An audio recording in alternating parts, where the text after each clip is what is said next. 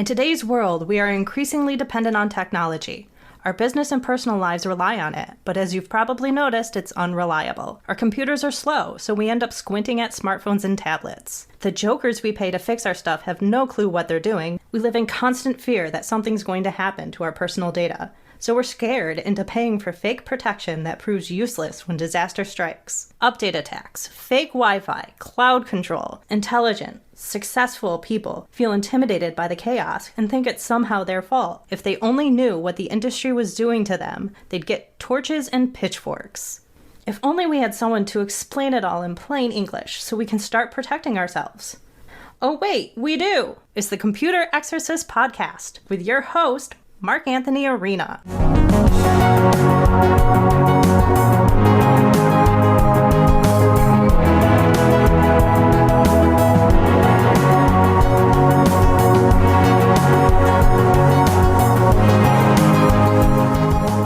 From the Wallace Memorial microphone in my home office, overlooking the Can of Worms in downtown Rochester, New York, this is the Computer Exorcist Podcast. My name is Mark Anthony Arena. I am so glad you have joined us here today. We're going to finish up our conversation here with the brilliant Monty LeBlanc. I'm so thrilled to have you here because in much of my life, I'm sitting with tech beginners, right? And I have to explain stuff to them, and that's awesome. That's my job, and I love it.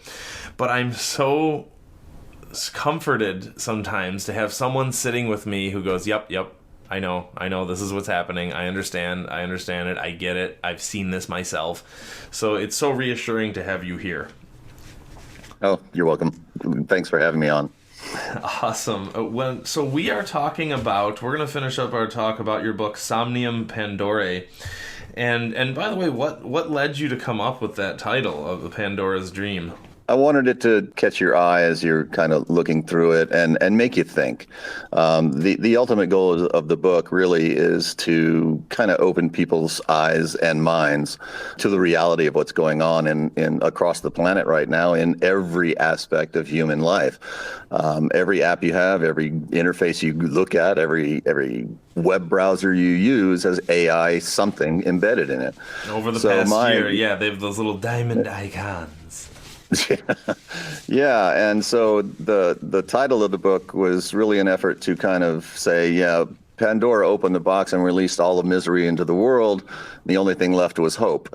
So wow. Effectively, what AI is that fundamentally logarithmically worse. So you've basically released all the evils of the world, but you've released it at a level that can reach every eyeball on the planet instantaneously. So yeah, it was really kind of a play on that. The cover art, I should say, the use of social media, the use of these platforms has reduced human attention spans from, I believe it was 25 seconds down to 8. And that's less than that of a goldfish. There you go. Exactly. And I'm showing him my goldfish coffee mug. Long story. Yeah. So, the human attention span for those that are kind of addicted to these things is less than that of a goldfish. So that's the reason for the goldfish on the cover. And another thing, again, I'm trying to eke out as much hope as I can from this topic, but one good thing, and you'll see someday when I give you a copy of my psychology book, if I ever finish it, but after having gone through panic attacks and having gone through a lot of strife and tragedy in my adult life, the good news is that sometimes pain will lead to growth and to awareness. And so it is my hope that society will learn from all this pain we're going through, learn that it's not necessary, right? Learn that we don't have to put ourselves through this if we just learn how to consciously control what we do instead of letting these Dr. Moreaus out there into the world. Absolutely. I think the ability to think and decide on your own is really a missing critical piece here that, people are just ignorantly watching just go away. And, the fact that your cell phone or your computer can answer any question you ever have, provide guidance on what to do, and anymore provide therapy sessions, and you go into an AI-based WebMD clone, and that'll tell you and diagnose you before your doctor ever sees you. It's very dangerous when misused, and there are no guarantees, no guardrails, no controls, and no regulations to say it's not going to be misused, because the people that would make those regulations have absolutely no idea how these systems work, and the people that make them work are striving to be the first. And oh yeah, right. Our lawmakers are 100 years behind everything, and I said this in my last book. Right, they're so blindsided, and the people who are out there in Silicon Valley are light years ahead of everyone, and they're hungry for control. Absolutely. And when you've got folks talking about the war for developing AI to reach AGI faster than everybody else, well, so then what are you going to end up with? Let's say you've got an AGI in one country, an AGI in 5 other countries, all with opposing agendas. So how is that going to end? It won't end well. I mean, it's and even if they achieve AGI, then who's to say that those competing AGIs don't start agreeing with each other? And then who's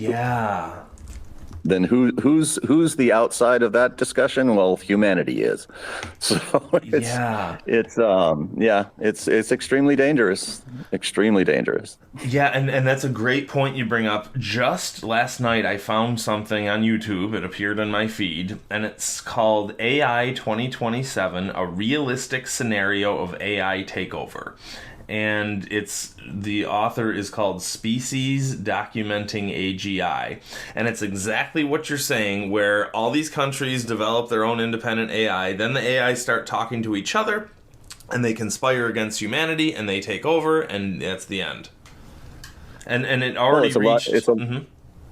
Yeah, I mean, it's a logical conclusion. If you're using pure logic and pure math, which is exactly what AI runs on, the ultimate logical conclusion is they know better, they can think faster, they know all the answers to everything.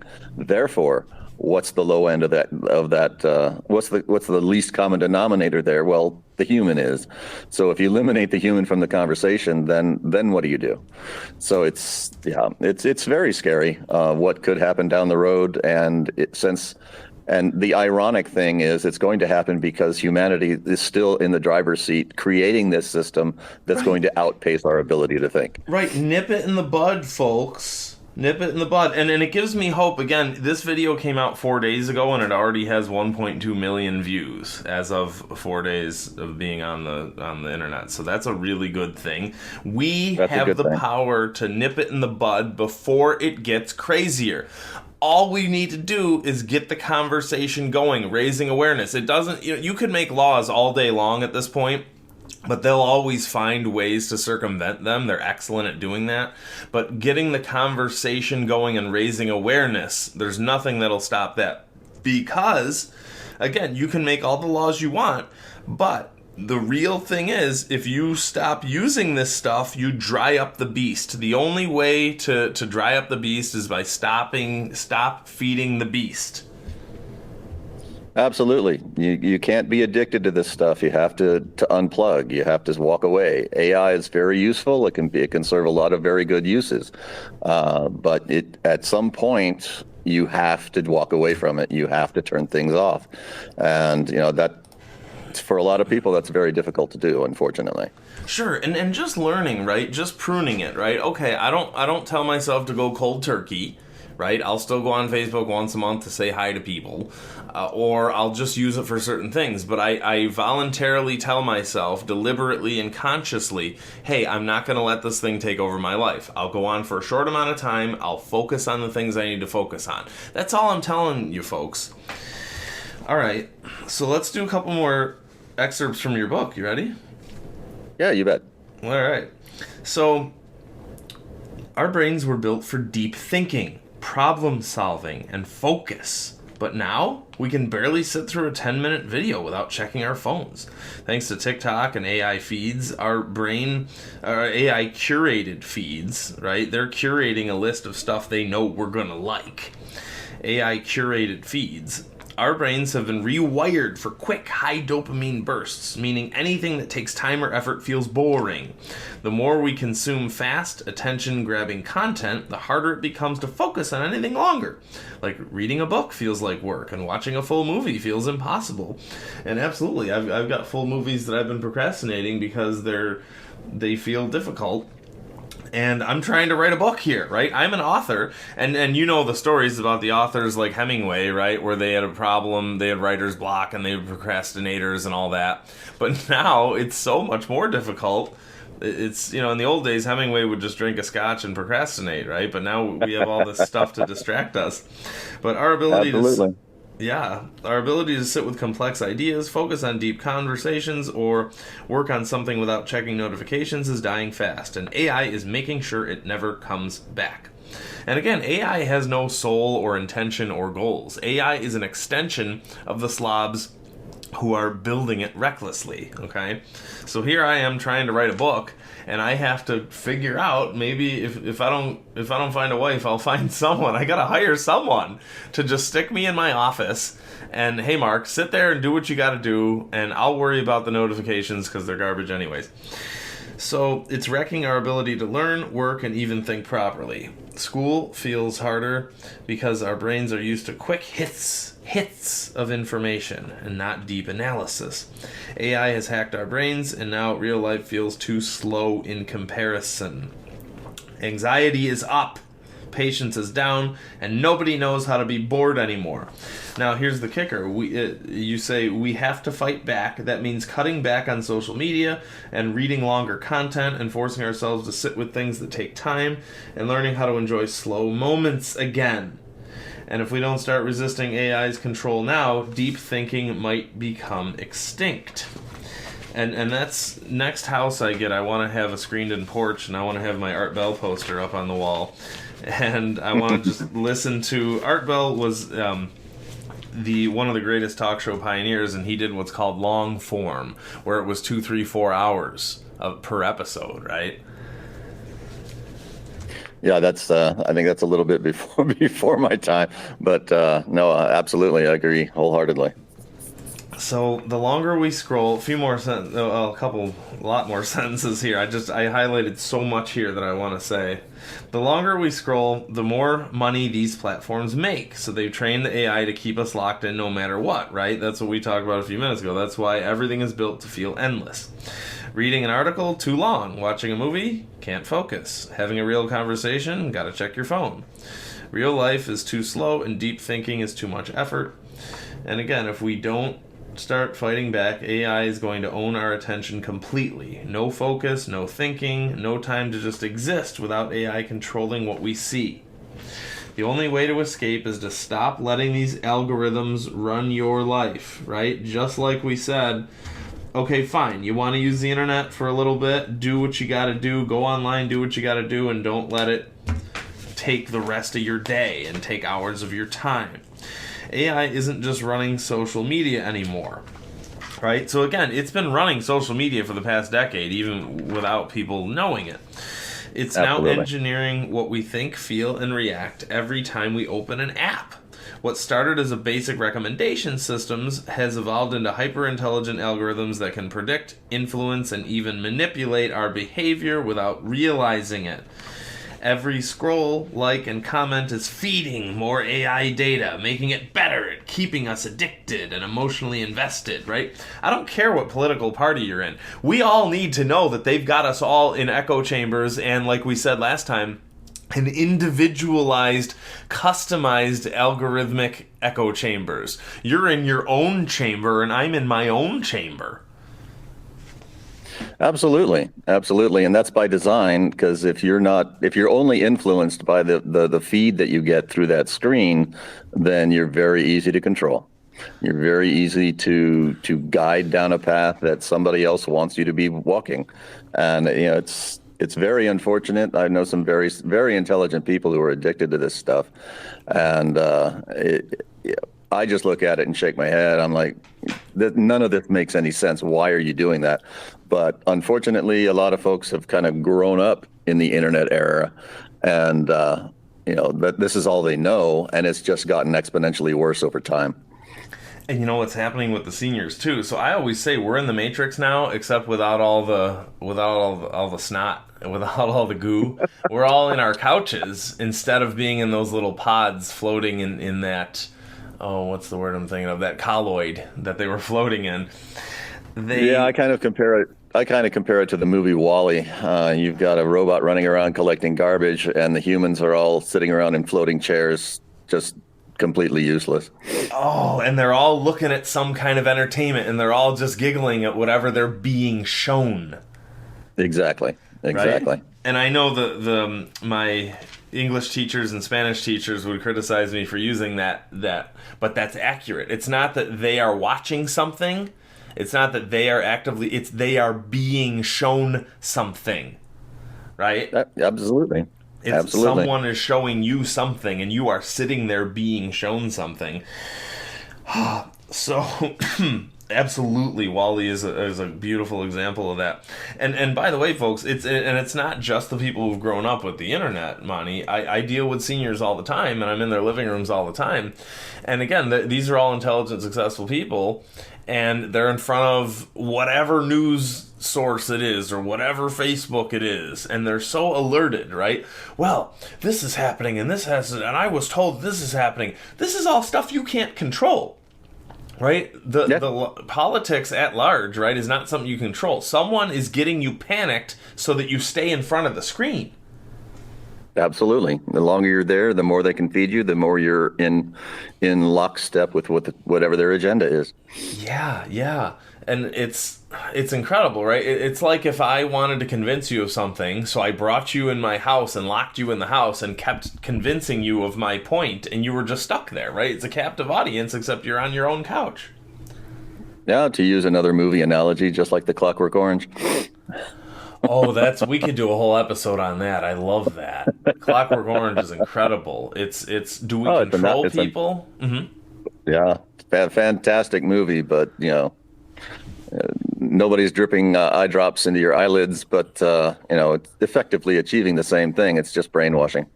It's the same thing. It just looks a little different. We're not in the pods with the colloid. We're not getting eye drops, but it's the same outcome. Wow. Absolutely, it's the same outcome.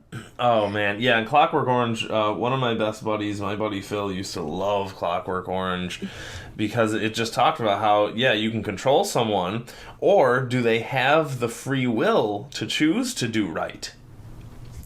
And exactly. Oh, man. And all of this, by the way, and this I'll talk about in my psychology book someday if I ever get it out, but I talk about how all of this boils down to the human tendency to control each other versus willingly doing the right thing, right? People think that in governments and big tech and whatever, they think that it's up to them to control us because people need to be controlled. Even a simple tech support, even a simple IT guy, I'm fighting with an IT guy right now at a certain client's office, and he implements controls in his software that punish you if you don't pay him, right?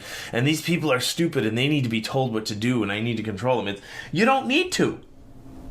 In reality, no, and it's it's very unfortunate that we've reached such a level of digitalization of society as a whole, where the human interaction really is rapidly decreasing, unless you come to places like Northern Idaho, where not everybody has a computer up here, and I think it's fantastic. But any urban or rural or urban or suburban area, everybody there is essentially addicted to their screens, and you can't. And I talk about it in the book in terms of even human interaction regarding dating.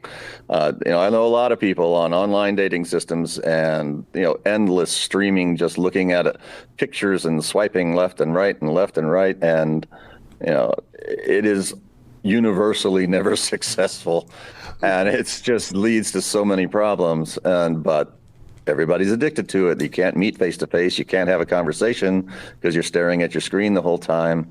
It's just, I look at it and, I'm late, I'd say early Gen X, late boomer, but I built a lot of these technologies coming up and worked on a lot of these systems, and I can develop AI now. And I look at what that's being used for and tell myself I will never, ever be a part of a project that is designed to control people. And, part of the chapters in my book deals with education. And the educational system is being rapidly undercut by AI platforms. And, the teachers are raving about how it's so great. Well, yeah, it's great because everything you want to teach is already in front of them, but they're using it to find the answers and are not thinking for themselves. Wow. So now you've got, legions of students who really can't do fundamental research. They can't, aside from typing a prompt into ChatGPT and generating an answer, feeding that answer back to a teacher who's feeding that into an AI system to evaluate it and score it. So you've got AI scoring AI, feeding AI back to the student. I mean, so they're just getting AI and who it's all just prefab data. Who knows if it's right or wrong? They're just being fed all this stuff, all these hallucinations, and then they're handing it to a teacher who just says, "Oh, yay, this is fun and it's so easy." And over here, at least in New York, kids are just shooting each other and having brawls during class. And I know a lady who was a teacher at a certain school, and her hands were so tied, she was not allowed to interfere during a brawl. She had to listen to this, she had to let them beat the pants off of her because she wasn't allowed to defend herself during a brawl. Oh, no, I'd be fired that day. Right? When I grew up, they would beat us, or we had a coach who chased a kid out the window at my high school, and that's why we turned out okay. Yeah, I mean, get this, I grew up drinking from water hoses and playing outside until it was dark, and climbing trees and climbing cliffs and running down railroad tracks. You take some young kid today and try to do that, they wouldn't last half a day. They'd just be lost and curled up in a fetal position in the middle of the woods somewhere. Yeah, it's kind of sad. It's really sad what's happening to the human condition, if you want to use that phrase, because it's just, we're not designed to be stuck in front of a screen. That's just ridiculous. So it's really, really unfortunate. And the worst part is, the people that are ostensibly in charge, the politicians, they don't know anything about AI. I've heard so many discussions, so many congressional hearings, discussing AI. They have no idea what they're talking about. And, so there are no regulations or laws. But, I was kind of heartened several months ago. China actually came out with a statement that made the press that kind of said, we need to get a hold of this before we open Pandora's box. And when I saw that, I was like, hey, somebody read my book. No, that's so good. Right. We need, not only us, but we need China as well to just sit down a second and be a human for a second. And hey, all right, let's have a calm thought about this right now. And I'm so thrilled that they did that, because everything you hear in the news is, ooh, China's going to get us. China's going to get us. China's going to, right? But there are people over there who are good people, and they're making a decision to calm down. I love that so much. And by the way, I'm also encouraged, because I know people who homeschool their kids and they teach them critical thinking instead of this AI machine of just typing stuff into ChatGPT and then shooting each other and then going home, right? Right. Yeah, and I've worked in Asia, I've worked in Southeast Asia, and there are good people everywhere. Unfortunately, we're being fed a news cycle to keep everybody kind of diverted onto stuff that probably won't happen in our lifetimes, in order to keep your focus somewhere else, so that you're not seeing what the left hand is doing. And I mean, even Musk has said, though there's a 20% chance that this could go completely wrong.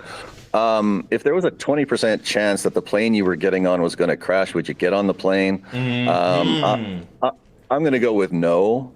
So, this needs to be controlled, and it has to be controlled before we reach the point where somebody hits enter on AGI. Thank you. And again, it's all about conscious thought to say, hey, do we actually need to do this? I'm going to finish up a couple more excerpts, if you're ready. You bet. And what started out as basic recommendation system has evolved into these hyper-intelligent AI algorithms that can predict, influence, and even manipulate human behavior without us even realizing it.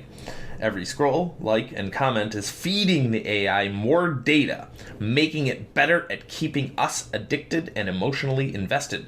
The goal of AI-driven social media isn't to inform or connect us, it's to maximize the engagement at all costs, even if that means fueling division, exploiting emotions, and creating a constant cycle of dopamine dependency. AI algorithms are specifically designed to hack human psychology, triggering dopamine spikes that keep us scrolling endlessly. The more time we spend on that app, the more money they make. So the AI has one job: to keep you hooked as long as possible. It does this by analyzing what triggers the strongest emotions: rage, excitement, fear, validation, and then feeding you more of whatever that is. Absolutely correct. Yeah, and they've been doing it, like you said, for decades. They know where your mouse goes on the screen. They map that. They map how long you linger over a specific article or button or site or page on a site, and all of that feeds into your behavioral statistics. All those behavioral statistics are then used to kind of feed into what the AI is using to evaluate what you see on the screen. So it's that's how YouTube does it. That's how Facebook does it. That's how everybody does it. And if they it's like fishing in a pond with 7 million trout in it, and you're the only hook. And you can basically say, hey, I got this one, and this is what it likes, so I'm going to keep feeding it that forever until. That's that's insane. And again, it's the good news is we're raising awareness, right? And we talked a few minutes ago about how I love how you said, there's more to life than just sitting in front of a screen. And I'll admit, I spend a lot of my week in front of a screen, but I'm using it, I'm using it for good, right? I believe anyway, I'm using it for good. I'm using this technology to raise awareness.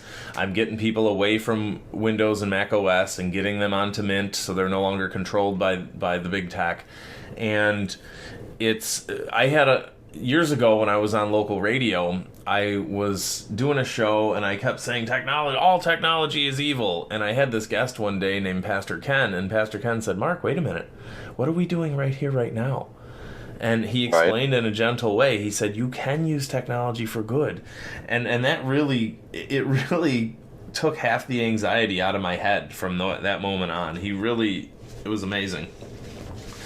Well, yeah, and I've had several people come to me and say, "Why do you hate AI so much?" And my response is, I don't hate AI. I make part of my living with AI systems. What I hate is the way it's being used. Thank you. I mean, AI is nothing more than a tool, but it's the people with the tool, with their hands on the tools, that are manipulating how it's actually functioning. And the ultimate goal seems to be complete control over the human with the screen in the front of their face.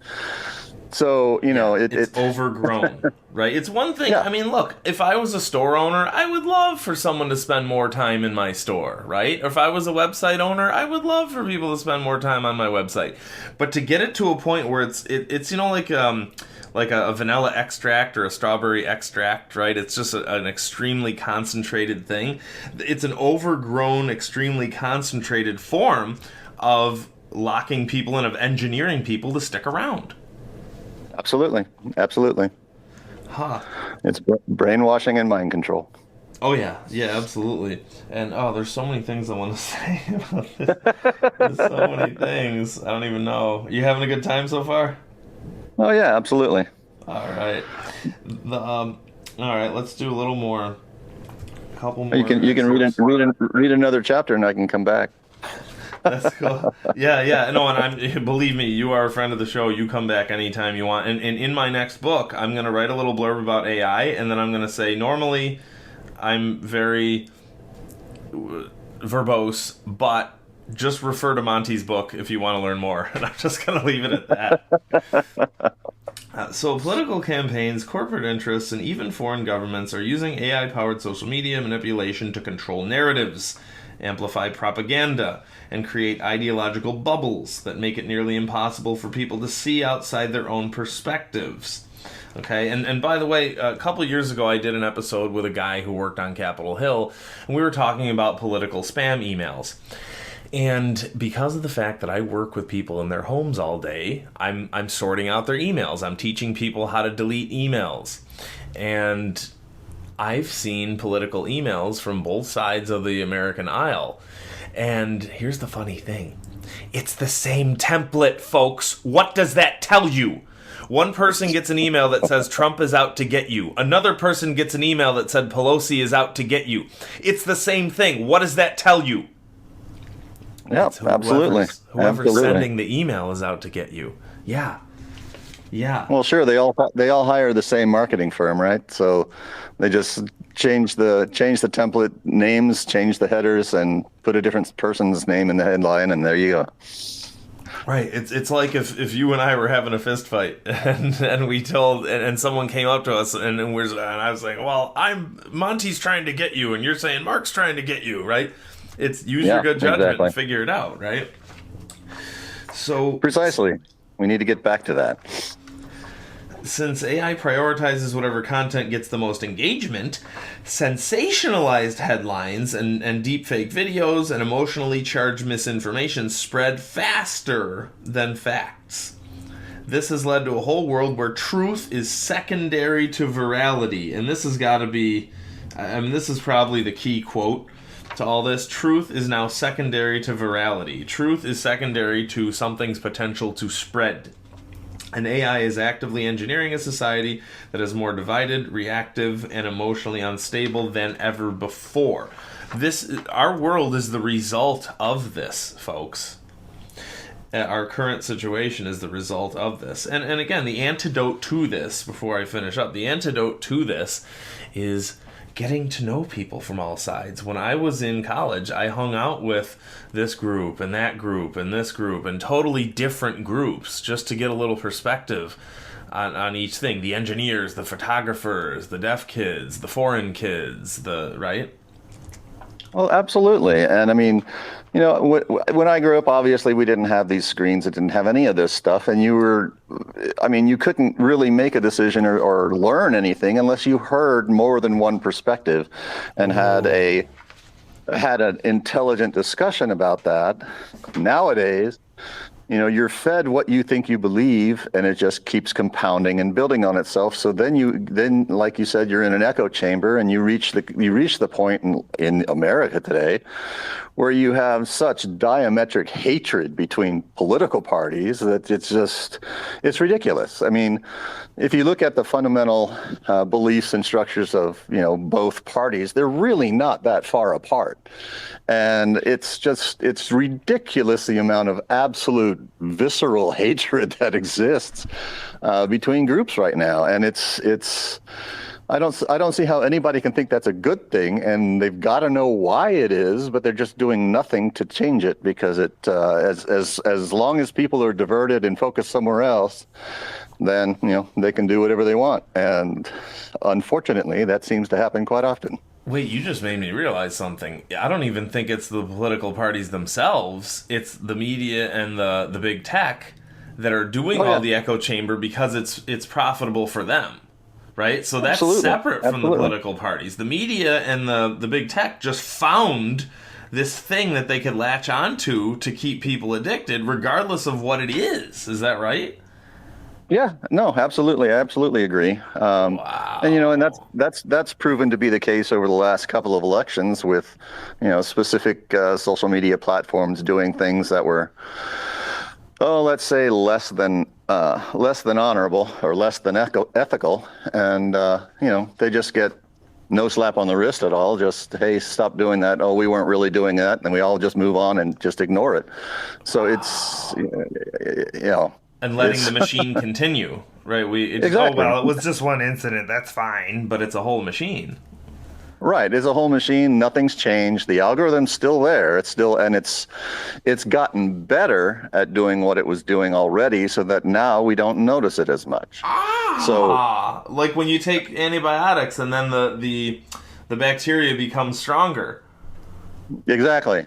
Exactly. So now you've got resistant bacteria. So now you've got effectively a invisible guiding ghost on your shoulder saying, no, don't click that. Go click over here. It's far easier. You don't have to think so much. And it's not going to be, distressing for you to read something that's opposed to what I've already told you to believe. So it's, man. yeah. Oh. And again, folks, we're explaining the problems, and then we are offering solutions, right? I used to be good at just complaining about the problems, but we are explaining that awareness is going to help, and using technology for good is going to help, questioning things is going to help, right? Absolutely. I think AI can be probably the biggest boon to education that ever existed. It just has to be used appropriately.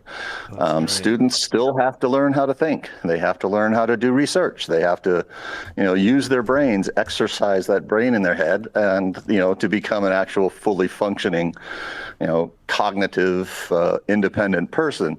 And, if you're relying upon AI, if you're relying upon Google searches or ChatGPT to do all the heavy lifting, then, I'm sorry, you're going to be a brain in a petri dish at some point, and all you're going to be doing is powering the matrix. Oh yeah, and so a couple last points. I'll read. Here's another point that you brought up that just popped into my head, is that pornography as an industry is a scam that's designed to keep us clicking and keep us watching. It's the same thing, just worse, because it's holding us back and keeping us isolated even worse. Absolutely, but it also appeals to a far more base instinct among, the human animal. So it's, once you've opened that door, it's very difficult to close it completely, and that's a massive hook. Yeah, and that's a whole other wow. Yeah, it's all right. So I'll finish up reading some more of your wisdom here. The scariest part: most people have no idea this is happening. They think they're just using social media. They're unaware that every interaction is being analyzed, optimized, and leveraged against them to keep them scrolling, clicking, and consuming. AI isn't just influencing social media anymore, it's rewriting human psychology, and if we don't start resisting, we'll wake up in a world where free thought is just another algorithmic illusion. Every time we scroll, AI is learning more about us. I love, you got it. This says a translation for millennials. Every time we scroll, AI is learning more about us, figuring out what makes us tick. The whole point isn't to show us what we like, it's to keep us on the app for as long as possible, even if it means messing with our emotions, feeding us drama, and pushing content that low-key ruins our mental health.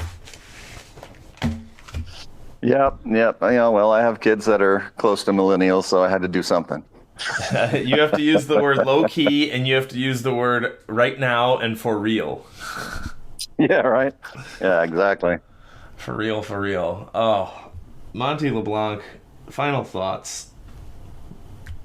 Well, I think, there's still time, I believe. I don't think that the predictions of reaching AGI in the next 2 years are realistic.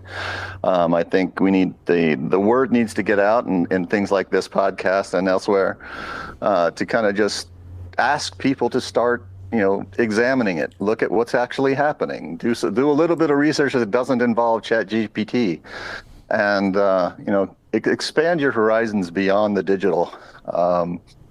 There's a whole world out there that's not made up of zeros and ones, and if we don't make that change to go back to that, or at least open that door back up, then the future could be kind of difficult. But there is hope, and I think we still do have time. Yeah, what was I going to say about that? It's just so, there absolutely is. I was going to say, I'm going to go in my finiteness room right now and get my Microsoft Encarta 95 CD-ROM. Holy jeez. Because compared to all this, even though it's still digital, it was probably designed by people who actually cared to bring us the truth, because back then it was their job. And that's another huge thing, right? If you make it someone's job, if their objective is to give us the truth, versus right now where their objective is to keep us scrolling, right? So yeah, absolutely. Yeah, look at an old Funk and Wagnall's paper encyclopedia, because it was their job to bring us the truth. Absolutely. And if they didn't, then they were out of business. Yeah, great point. Thank you so much for being here. I'm so looking forward to telling everyone about your book all the time. And thecomputerexorcist.com to find out more about me. And tell us again your name of your book. It's called Somnium Pandorae, Evaluating the Future One Algorithm at a Time. And it's for sale on Amazon.com. Thank you so very much. You bet. Thank you, Mark. Ah!